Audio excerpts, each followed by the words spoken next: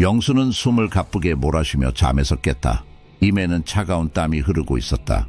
똑같은 악몽, 반짝이는 회전목마, 곰 인형을 아는 소녀, 그리고 그들을 가로막는 불길한 초록색 선. 영수는 이불을 걷어차고 일어섰다. 악몽은 계속해서 그의 잠을 방해하고 그의 정신을 갉아먹고 있었다. 영수는 정신과 의사를 찾아갔다. 의사는 그의 이야기를 듣고는 약을 처방하며 말했다. 이 약을 먹으면 악몽을 꾸지 않을 거예요. 영수는 의사의 말을 믿고 약을 먹고 잠에 들었다. 이번에는 꿈속에서 드디어 초록색 선을 넘어 소녀에게 다가갈 수 있었다. 소녀는 밝게 웃으며 영수를 맞이했다. 하지만 그 순간 꿈은 무너져 내렸다. 초록색 선들이 하나로 모여 날카로운 창처럼 변형되며 영수, 소녀, 그리고 소녀가 들고 있던 곰 인형을 꿰뚫었다. 영수는 다시 끔찍한 공포에 휩싸여 꿈에서 깨어났다. 하지만 이번에는 다른 느낌이었다. 꿈은 단순한 악몽이 아닌 현실과 연결된 것 같았다. 곰인형 소녀의 웃음, 그리고 날카로운 창의 감촉까지 생생하게 느껴졌다. 영수는 혼란스러운 마음으로 침대를 벗어났다.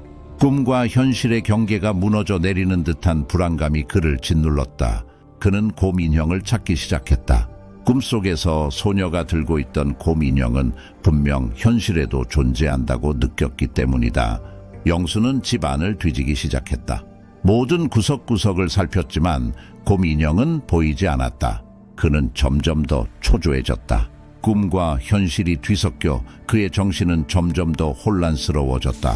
그러던 어느 날 영수는 우연히 길거리에서 곰 인형을 발견했다. 그것은 꿈속에서 소녀가 들고 있던 곰 인형과 똑같았다. 영수는 곰 인형을 집어들고 집으로 돌아왔다. 하지만 곰 인형을 가지고 온 이후 영수의 주변에서 이상한 일들이 일어나기 시작했다. 그림자가 움직이는 듯 보이고 밤마다 불길한 속삭임이 들려왔다. 영수는 꿈과 현실의 경계가 완전히 무너져 내리는 것을 느꼈다. 그는 곰 인형을 버리려고 했지만 왠지 모를 힘에 이끌려 곰 인형을 계속 가지고 있었다. 곰 인형은 그의 삶을 점점 더 어둡게 만들어갔다. 영수는 다시 정신과 의사를 찾아갔다. 그는 곰 인형을 가지고 온 이후 일어나는 이상한 현상들에 대해 이야기했다. 그림자가 움직이는 듯 보이고 밤마다 불길한 속삭임이 들린다는 그의 말에 의사는 고개를 끄덕였다. 그 곰 인형은 분명히 문제가 있어요. 의사는 단호하게 말했다. 그것은 당신의 악몽을 현실로 만들어내고 있습니다. 영수는 의사의 말에 놀랐다. 하지만 동시에 그 말이 맞다는 것을 직감했다. 그는 곰 인형을 버리려고 했지만 왠지 모를 힘에 이끌려 계속 가지고 있었다. 그렇다면 저는 어떻게 해야 할까요? 영수는 절박하게 물었다. 우선 곰 인형을 버려야 합니다.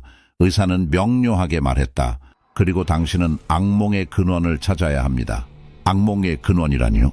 네, 악몽은 단순한 공포의 대상이 아니라 당신의 내면에 숨겨진 어둠을 드러내는 중요한 역할을 합니다. 당신은 악몽을 두려워하기보다는 그것을 통해 당신 자신을 이해하고 치유해야 합니다. 영수는 의사의 말을 묵묵히 듣고 있었다. 그는 이제 악몽을 극복하기 위해서는 자신의 내면을 직면해야 한다는 것을 깨달았다.